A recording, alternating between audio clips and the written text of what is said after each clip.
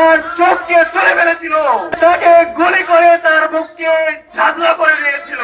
ফ্যাসিবাদের বিরুদ্ধে কথা বলতে গিয়ে ইসলামী ছাত্র শিবিরকে সবচেয়ে বেশি জুলুমের শিকার হতে হয়েছে।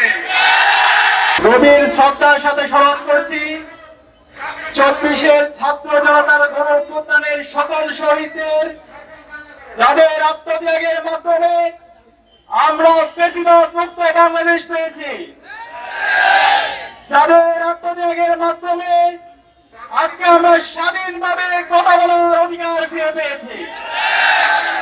প্রিয় সংগ্রামী ছাত্র জনতা, শহীদ আবরার আমাদের জাতীয় ঐক্যের প্রতীক। দেশের স্বাধীনতা সার্বভৌমত্ব রক্ষার জন্য সাম্রাজ্যবাদের বিরুদ্ধে, আধিপত্যবাদের বিরুদ্ধে লড়াইয়ের এক অগ্রসর শহীদ আবরার। তাই আজ আমরা শ্রদ্ধার সাথে মুসলিম ছাত্র জনতা শহীদ আবরারের জন্য আল্লাহর কাছে দোয়া করছি। আল্লাহ পাক সুবহানাহু ওয়া তাআলা শহীদ আবরারকে জান্নাতুল ফেরদৌসের মেহমান হিসেবে কবুল করুক, আল্লাহুম্মা আমিন। প্রিয় সংগ্রামী ছাত্র জনতা, আপনারা জানেন প্রেসিডেন্ট হাসিনা গত 16 বছরে আমাদের এই ভূখণ্ডকে ভারতের কলোনি রূপে পরিণত করেছিল। গত 16 বছরে আমরা আমাদের নাগরিক অধিকার হারিয়েছিলাম। আমরা অর্থনৈতিক শোষণ, রাজনৈতিক নিপীড়ন, সাংস্কৃতিক গোলামি এবং দাসত্বের মধ্য দিয়ে আমাদেরকে যেতে হয়েছিল। এই আধিপত্যবাদের বিরুদ্ধে, এই আগ্রাসনের বিরুদ্ধে যারা এই কথা বলেছিল, তারা এই ফ্যাসিস্টদের চক্ষুশীলে পরিণত হয়েছিল। হাজার হাজার ছাত্র জনতাকে জীবন দিতে হয়েছে এবং এই জীবনের মাধ্যমে 24-এ আমরা এক স্বাধীন বাংলাদেশ পেয়েছি।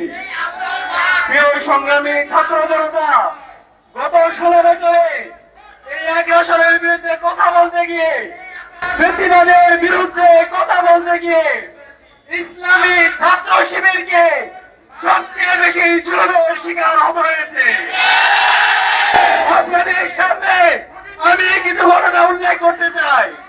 2013 সালে মাত্র 17 বয়সের চট্টগ্রামের আমির বিন ইসলামকে সুস্থ অবস্থায় বাড়ি থেকে শেখ হাসিনার পেটুয়া বাহিনী ধরে নিয়ে গিয়ে নির্মম নির্যাতন করে তার চোখকে তুলে ফেলেছিল।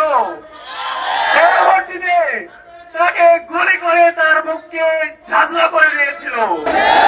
শহীদ আমির বিন ইসলামের মতো শহীদ সাকিবকেও শহীদ করেছিল ওই সময়ের ফ্যাসিস্ট হাসিনার গোন্ডা বাহিনী। এই ন্যাক্কারজনক হামলা করে তাদের বিরুদ্ধে আবার মামলা দিয়েছিল।